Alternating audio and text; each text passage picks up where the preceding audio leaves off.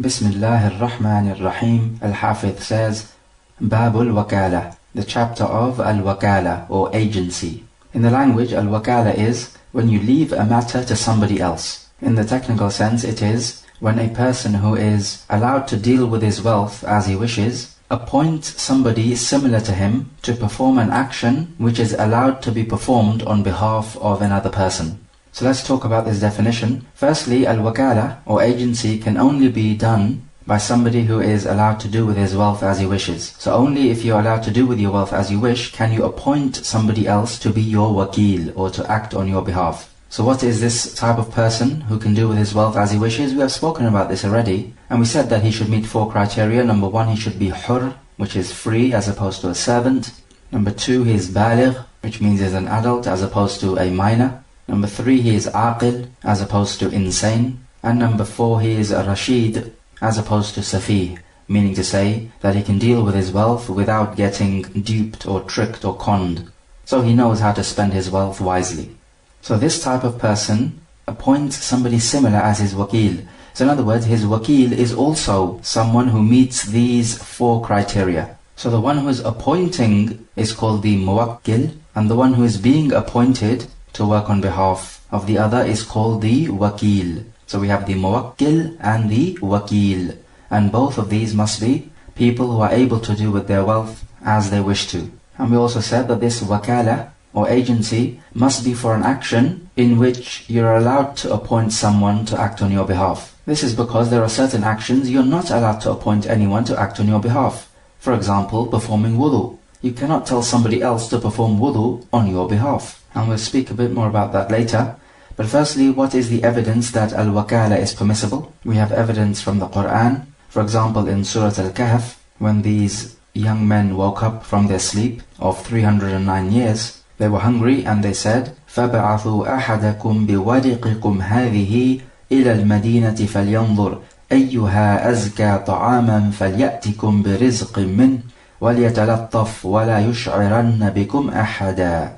So send one of you with these silver coins of yours to the city and let him see which is the purest type of food, meaning halal and wholesome, and let him bring your rizq. And let him be careful so that nobody realizes who he is. So here we find these group of men are appointing this person to go and buy some food for them. As for the hadith from the Sunnah, then there are many, and some of which are coming up. But we have already taken the hadith of Urwa al-Bariqi, where the Prophet sent him with 1 dinar to buy a sheep, and he ended up buying 2 sheep, and he sold one of them for a dinar, and he brought back to the Prophet a sheep and a dinar. And the Prophet prayed for barakah in his trade. And this man became such that even if he was to trade in dust, he would make a profit. And also we have evidence just from sound reasoning. And this is because al-wakaala is going to benefit the people. Because you want a job done, and it is not every time you're able to perform this job. So you appoint somebody else to do it on your behalf. So how does one appoint somebody else? The issue is flexible according to the correct opinion because there are no specific guidelines in the Sharia. Therefore you can appoint somebody by telling him, by performing a particular action, by indicating to him, by writing to him, just anything which will make him understand that he is to be your wakeel for a certain job. Of course normally it is done through statement, but it doesn't have to be. The bottom line is, as long as there is a mutual understanding between the muwakkil and the wakeel, then this is what matters. For example, a man is well known for selling food. So you come to the place of this person who is well known for selling food. You come to him with a bag of food and you put it on the counter. So this is well known between you two that you want him to sell this bag of food. Because this is what this man normally does, he sells food. So this man now is selling food on your behalf. If the muwakkil appoints a wakeel, then does the wakeel have to accept this wakaala immediately or can he do it after a while? The answer is, he can do it immediately or after a while. So the issue is flexible. Because it could be that he needs time to think about it, and he does not want to commit himself immediately. And the important point we need to know about the wakaala is that if you have the right and the authority to do as you want with a particular wealth, then it is permissible for you to appoint somebody else to be your wakeel pertaining to this wealth, and it is also permissible for you to be a wakeel pertaining to this wealth.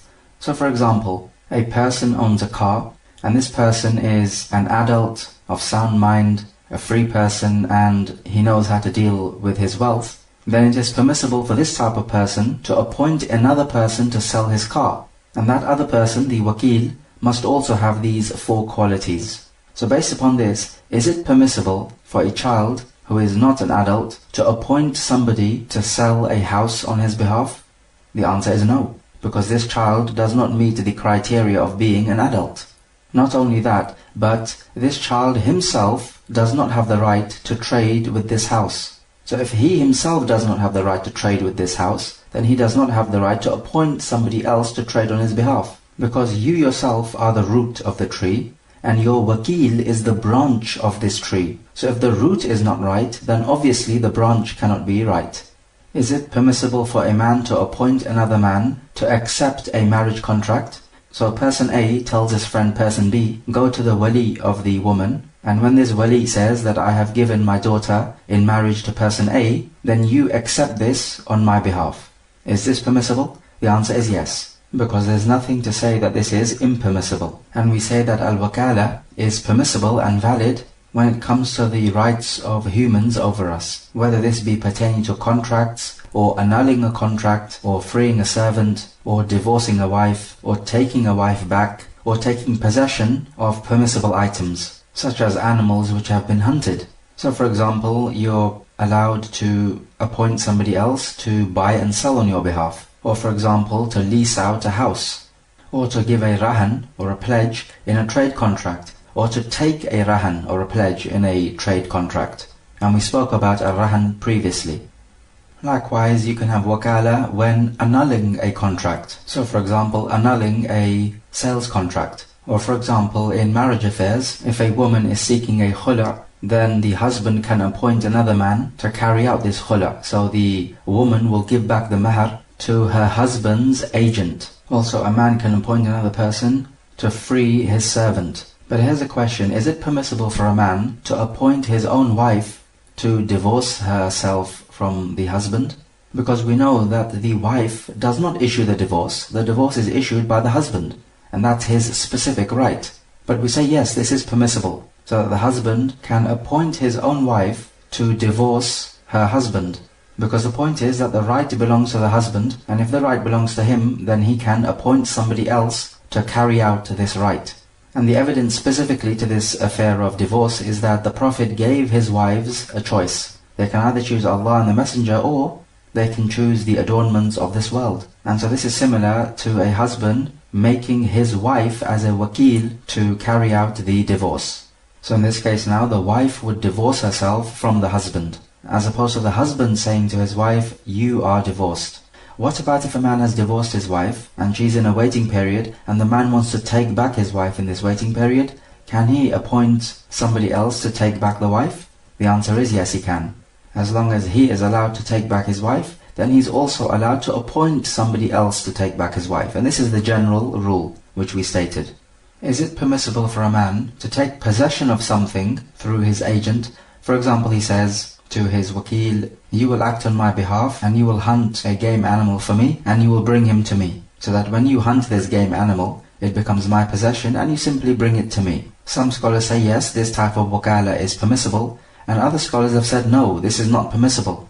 And the reason why it's not permissible is because when this game animal is hunted, it does not belong in the possession of the muwakkil, the one who is appointing the other as a wakeel. So if this item does not belong in his possession, then he does not have the right to appoint somebody else to take possession of this item. So based upon this, if the wakeel was to go and hunt this animal, then this animal now belongs to the wakeel, it does not belong to the muwakkil.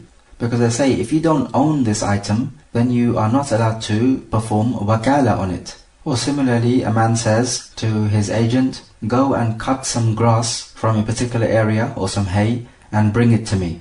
Is this permissible? Some scholars say yes, it is, and some say no, it is not, because this grass or hay which the wakeel is going to go and cut does not actually belong to the muwakkil. It is not in his possession. So if it's not in his possession, then he is not allowed to appoint anyone to work on his behalf pertaining to this item, so the grass in this case. So based upon this, if the wakeel goes and cuts the grass, then this grass actually now belongs to the wakeel, not the muwakkil.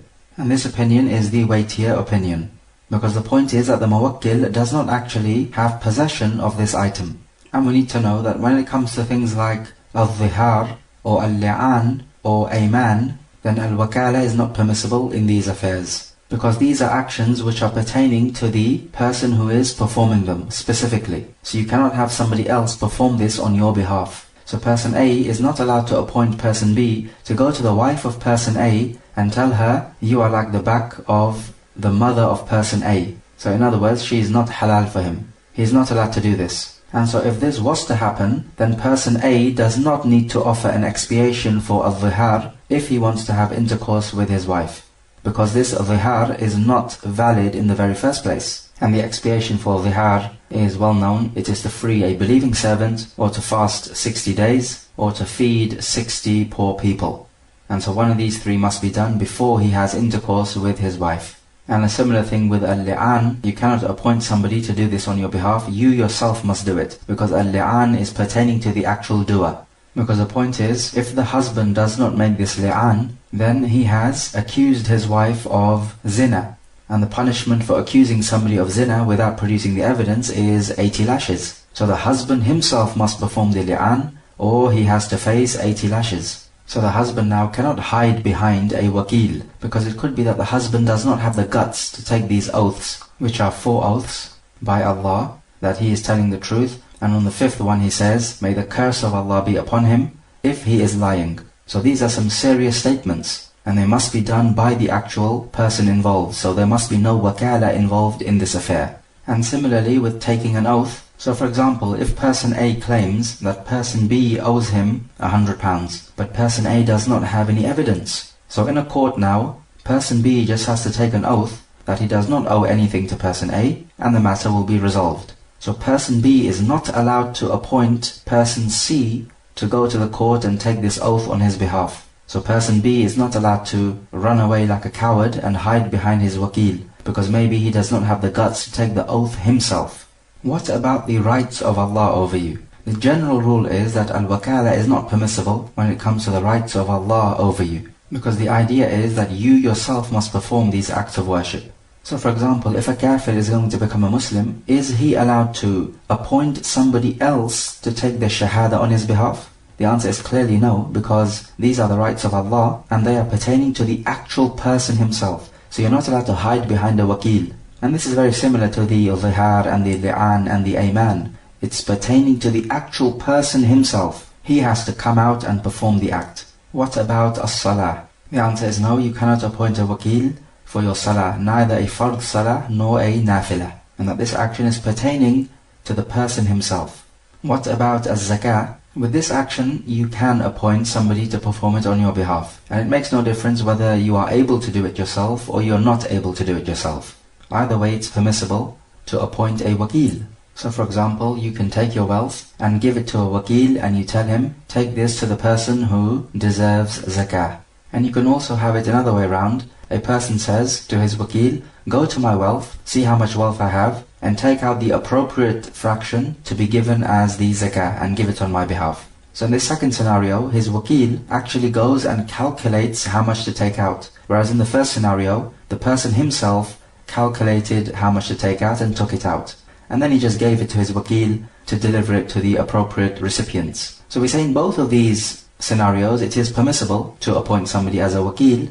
Although in the second scenario, the muwakkil will not feel in his heart that he is taking out the wealth which is beloved to him and giving it to the poor. Whereas in the first scenario, he will have this feeling in his heart that he's taking out the wealth which is so beloved to him and giving it to the poor. So we say that the first scenario is better than the second scenario, although both are permissible. And if you're going to appoint somebody to pay zakah on your behalf, then you can either tell him, give it to such and such a person, so you specify the person to whom this wealth will go to, or you can just simply tell your wakeel, give it to anyone who is worthy of this zakah payment. And then the wakeel will have to do exactly as you tell him. If the muwakkil tells his wakeel, give my zakah wealth to person A, and the wakeel knows that person A is not worthy of zakah wealth, what must the wakeel do? We say it is obligatory for the wakeel to tell the muwakkil that person A is not entitled to the zakah, because giving this zakah wealth to person A now would be a sinful act for the wakeel to perform. What happens if the wakeel takes the wealth and he goes to person A,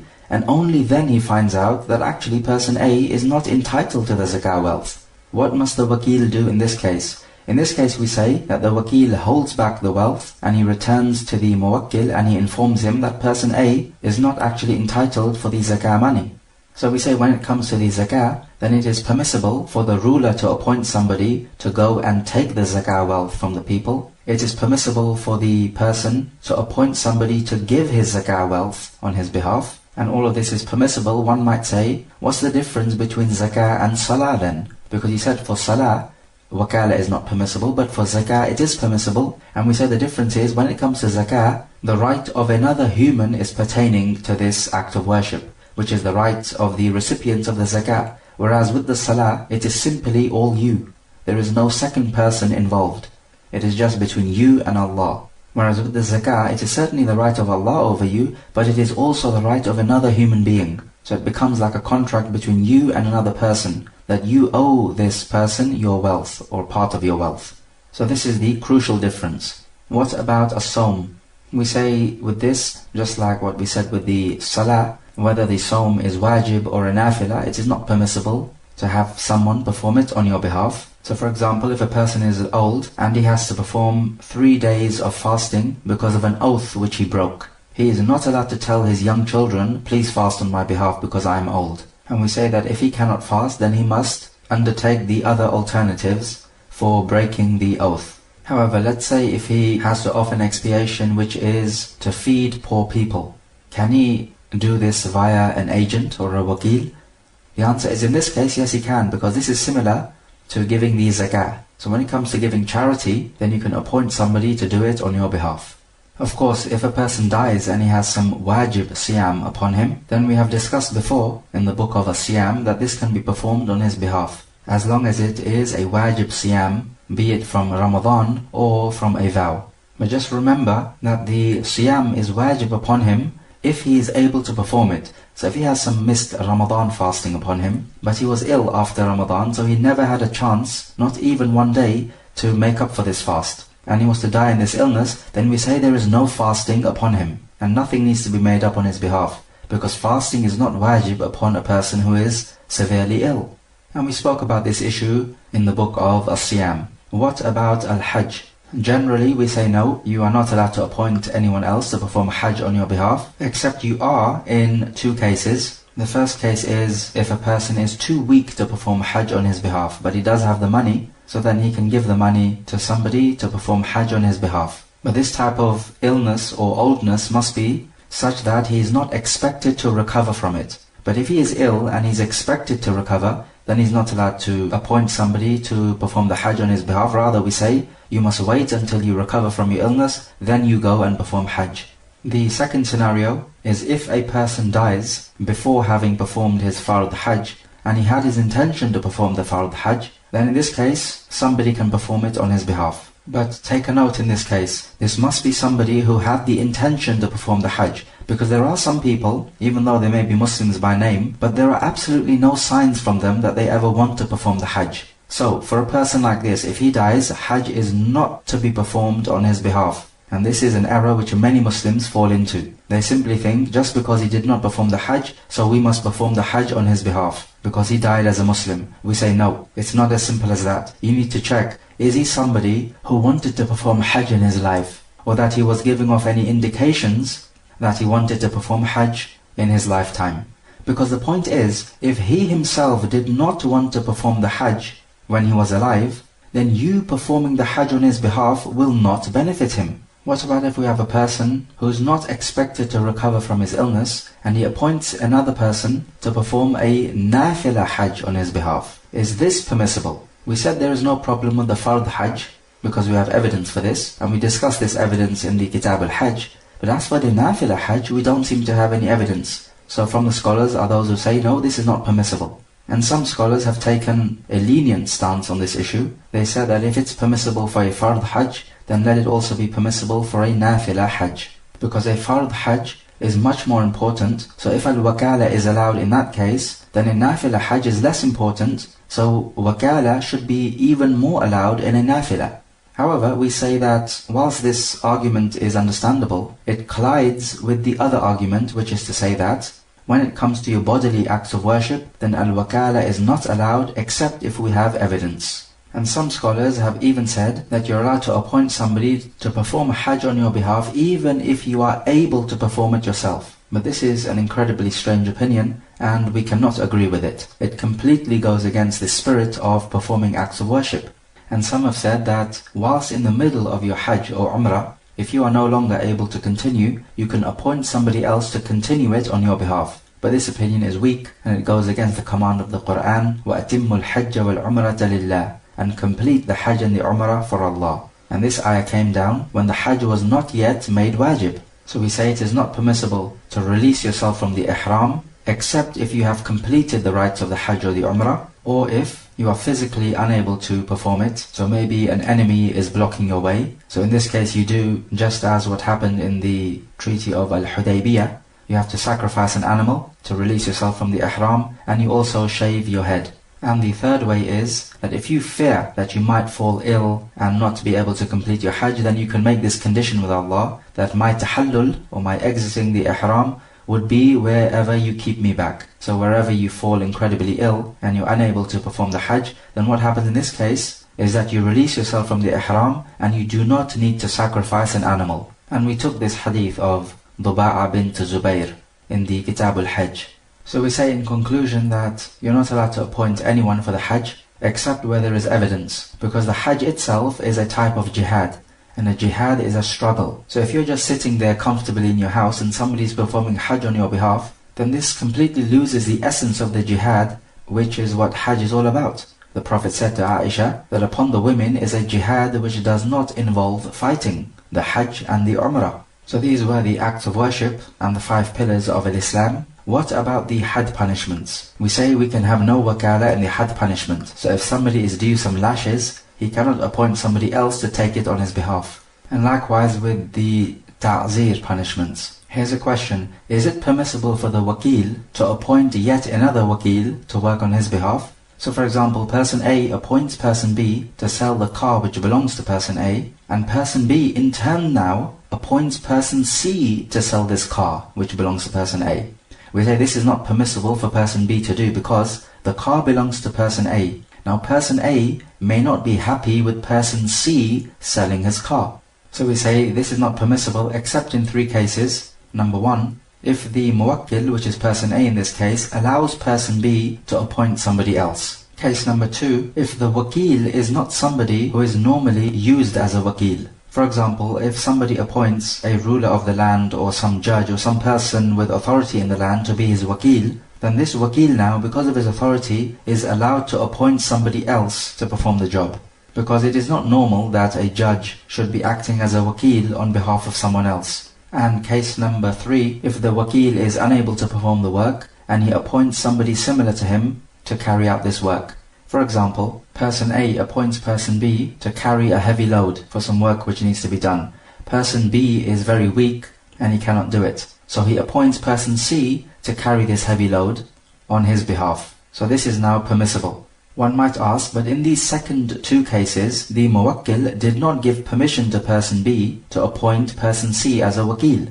We say no, he did not give his verbal permission. However, permission is given by the customs of the people. Because in the second case, the customs of the people dictate that a person of this type of authority does not normally act as a wakeel for anyone. And likewise with the third case, the customs normally dictate that a weak person is not able to carry heavy load. So this wakaala then, what type of contract is it between the muwakkil and the wakeel? We say that al-wakaala is an aqdun jaiz, a permissible contract, meaning to say that either party can annul it, and no one is bound to this contract. But we need to add a condition here, that either party can annul this contract as long as it will not harm the other. Because if it will harm the other, this is not permissible due to the general qaida that we have, la darar wa la dirar. There must be no giving or taking of harm. So we say it's permissible to annul the wakaala contract as long as it will not harm the other party. Because if it will involve a harm, then we say that al-wakaala now becomes aqdun lazim, or a binding contract. The other time where it would become a binding contract is if the wakeel is doing the job for a payment, because now this becomes an ijara, or a hiring contract. And a hiring contract is a binding contract. So now let us ask the question, how is the wakaala contract dissolved?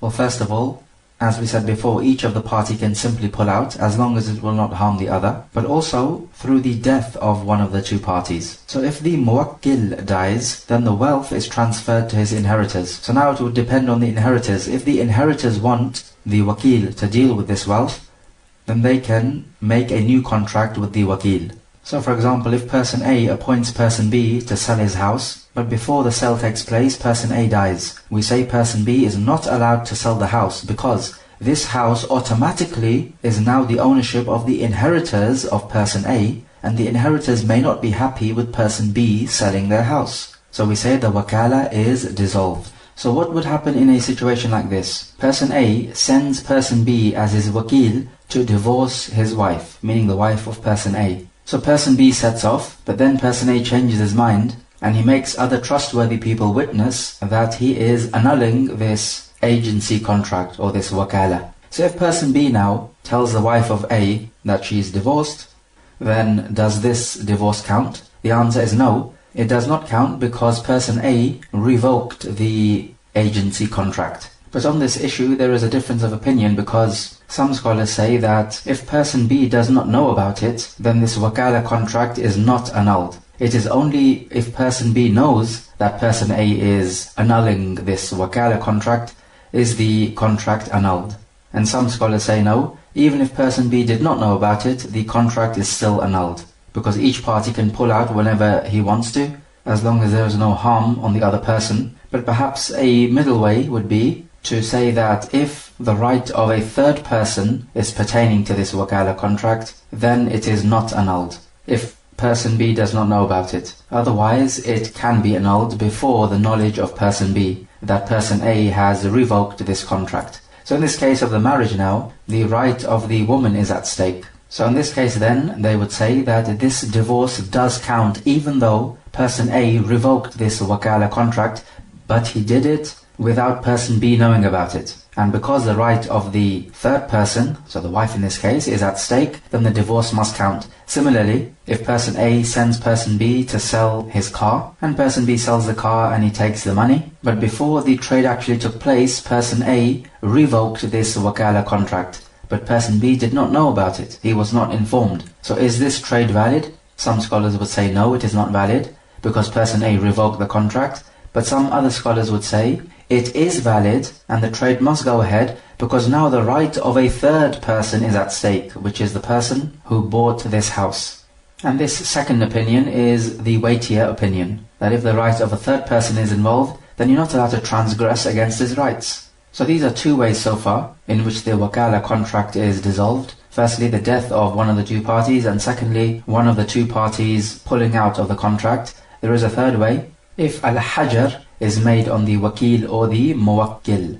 And we spoke about al-hajar before, so to give an example, person A says to person B, sell my house. But then, person A is afflicted in his intellect, so he becomes afflicted with some type of madness. And we know that if you're afflicted with some type of madness, which affects your intellect, then you are not allowed to do with your wealth as you want to. So if this happens, then the wakaala cannot continue, because here the muwakkil is not allowed to do with his wealth as he wants to, and this includes appointing somebody as his wakeel to sell his house. So if he's not allowed to do with his wealth as he wants to by himself, then even more so he should not be allowed to appoint somebody else to do with his wealth as he wants to. So this is if hajar is made on him due to some madness which afflicts him. What about if hajar is made on him due to him being bankrupt and he owes people debts? We say if this hajar is made on this particular wealth which is pertaining to the wakaala, so the wakeel is dealing with this particular specific wealth, then the wakaala is dissolved.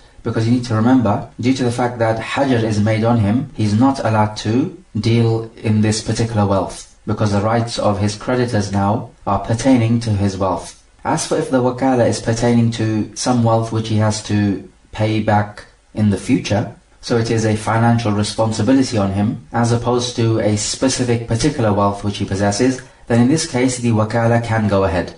And you'll remember we said that if al-hajar is made on a person who owes other people debts, then he's not allowed to trade with his specific particular wealth, but he is allowed to trade in that he says that I will pay you later at a later date.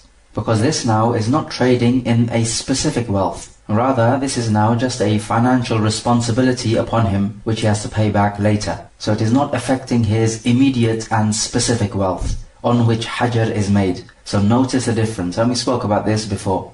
So for example, person A says to person B, sell my house, and then what happens is that the wealth of person A becomes less than the debt which he owes. So hajar is made on him at the request of his creditors. So now we say that this house is not allowed to be sold, because the rights of the creditors now are pertaining to the wealth of the muwakkil, and the house is from the wealth of the muwakkil. What about the wakeel though? If hajar is made on him due to the debts which he owes, then this won't actually affect the wakaala, because even though the wakeel is not allowed to do with his wealth as he wants to, because his debts are more than the amount of wealth which he has, but he is allowed to do with other people's wealth if they permit him to work with it. So if the wakeel becomes mahjur alayhi, meaning hajar is made upon him due to the debts which he owes, then the wakaala is not annulled, because he's working not with his wealth but with somebody else's wealth. So notice the difference. Another important issue is if person A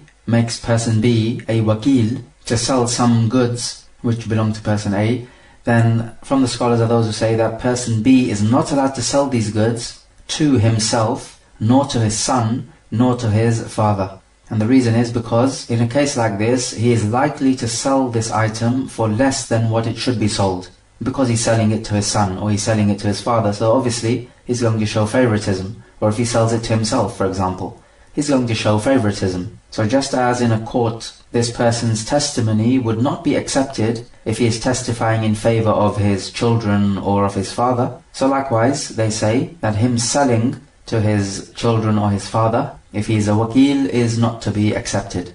However, the wakeel could get around this by asking the permission from the muwakkil, can I sell this item to my son or to my father? And if the muwakkil agrees, then that's fair enough.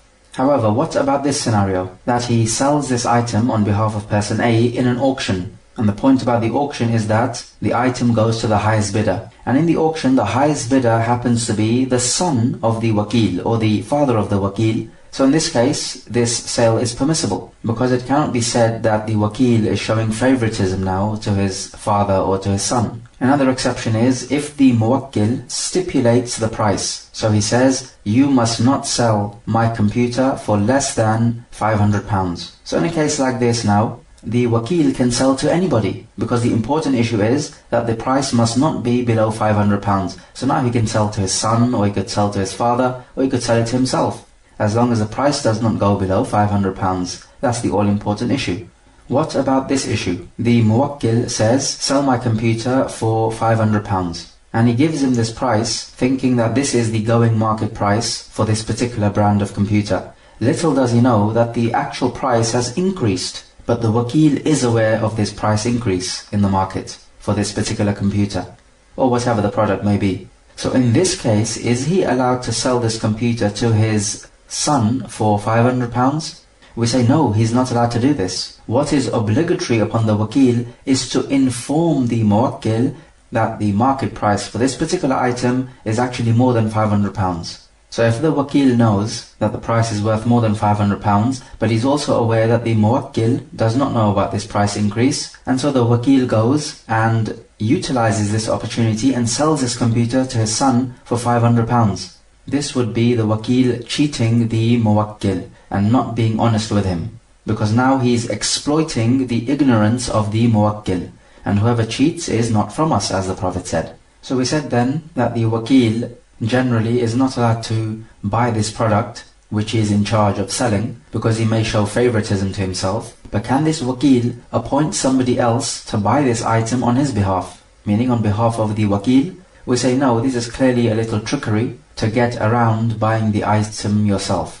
Likewise, if the wakeel has to sell an item, he is not allowed to sell it to his best friend, because again, he may show this favoritism. Unless, of course, those two conditions are met. That either this is an auction, or the muwakkil stipulates a price, but even that on the condition that the muwakkil knows the going market price and that he is not unaware that the market price of this item has actually increased. And we also say that when the wakeel is going to sell this item, he must sell it at the currency of the country, not in a different currency, because this is the customs of the people and this is what the muwakkil is expecting. If the muwakkil says to the wakeel, go and sell this car for me, and the market price of this car is £10,000, so it should be sold around about £10,000, and the wakeel sells it for far less, let's say £5,000. Then we say in this case that the trade is correct, but the wakeel must make up for the loss and pay back the money to the muwakkil.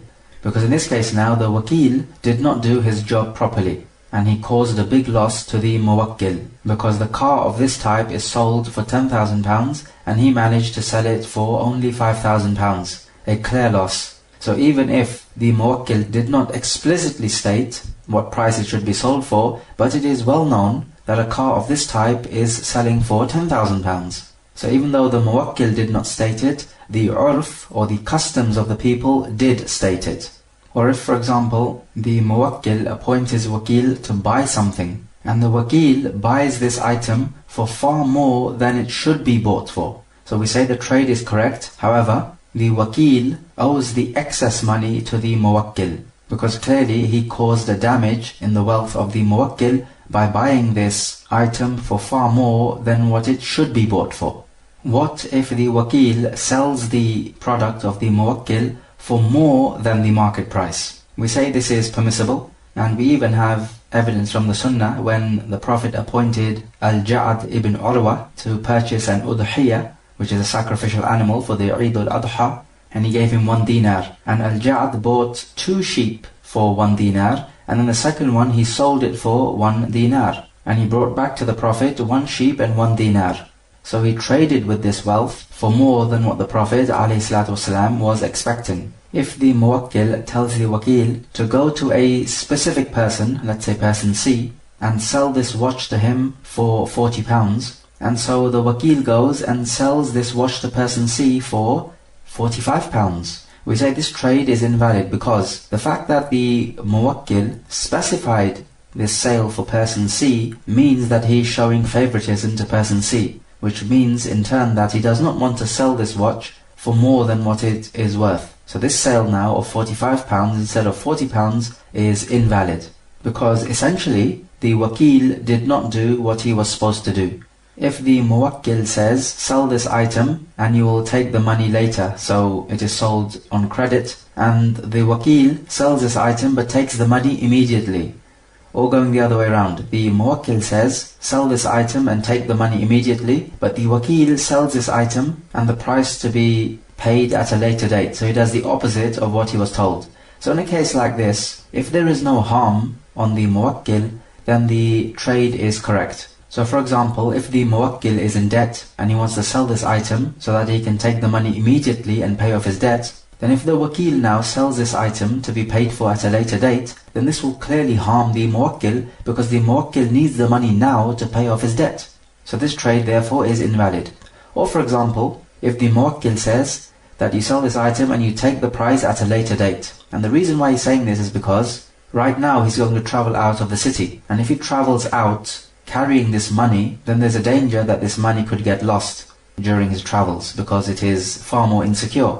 So now if the wakeel sells this item and takes the money immediately and brings this money to the muwakkil, then we say this will clearly harm the muwakkil, hence this trade is invalid.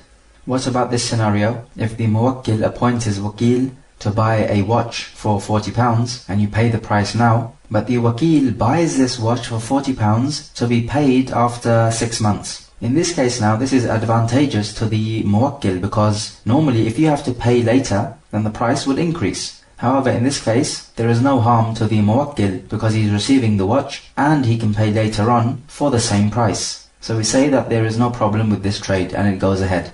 If the wakeel purchases an item for his muwakkil which is defective, then the muwakkil has the right to demand his money back from the wakeel. So this is definitely the case if the wakeel knows that he is purchasing a defective item. Because if you know that you're purchasing a defective item, then you do not have the right to return this item back, because you knew that you were buying a defective item and you still went ahead with it, so you do not have the right to return it back. You only have the right to return it if you did not know about the defect. So in this case, the wakeel is not allowed to return the item because he knew about the defect. However, the wakeel can have the right to return the defective item if he says to the seller, look, I know about this defective item, but my muwakkil does not know about the defective item. So therefore, if the muwakkil is not happy with this item because of its defect, then I have the right to return this item to you.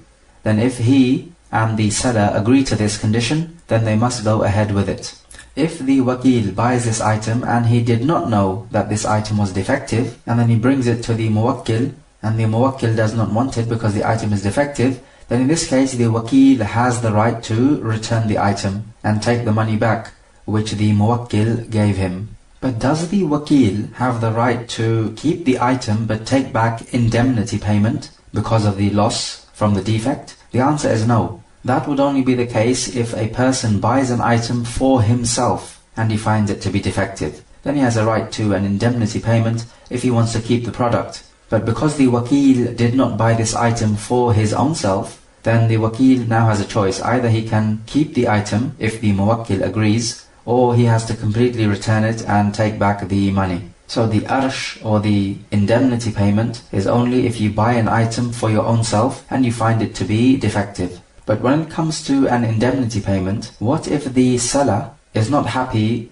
to give an indemnity payment? So he says either you keep the item or you return it completely and take back the whole price, but no indemnity payment. In a case like this, we have to look and see, did the seller know about the defect and he hid the defect? So in this case now, he would be cheating the buyer. If this is the case, then the seller has to pay an indemnity payment because he cheated the buyer. But if the seller himself did not know about the defect, as this is well possible, then in this case, we cannot force the seller to give an indemnity payment.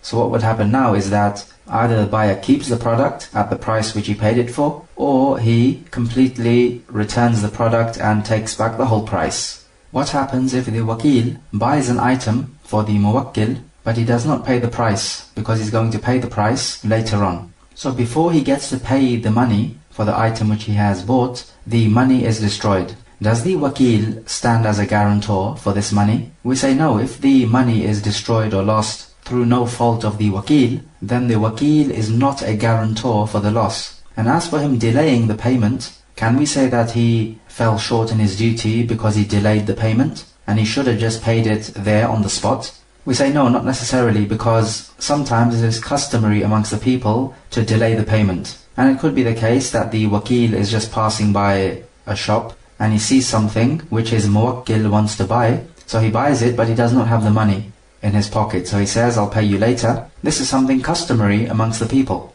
in many different places. And so if this was to happen, then the wakeel cannot be accused of falling short in his duties. What about this situation? The wakeel buys an item and he wants to pay the money, but the seller says, no, pay me back later. And the wakeel is ready to pay him now. So before the time of the payment arrives, this money is destroyed or stolen or is lost through no fault of the wakeel. In this case, we say the loss is on the seller, because the seller should have taken the money when the wakeel offered it to him. But because the seller did not accept it, this money takes the ruling as the seller depositing his money with the wakeel. And if this deposit, which is called a wadi'ah, is destroyed with the person with whom it is deposited, then this person is not a guarantor if this deposit is damaged or destroyed through no fault of this person, meaning without any ta'addi nor tafreed. Is the muwakkil allowed to appoint a wakeel to sell his camel which has run away? The answer is no, because selling a camel which has run away is impermissible because it involves gharar. You don't know if you will be able to deliver this camel. So if you're not allowed to sell this item, then you're not allowed to appoint somebody to sell it on your behalf.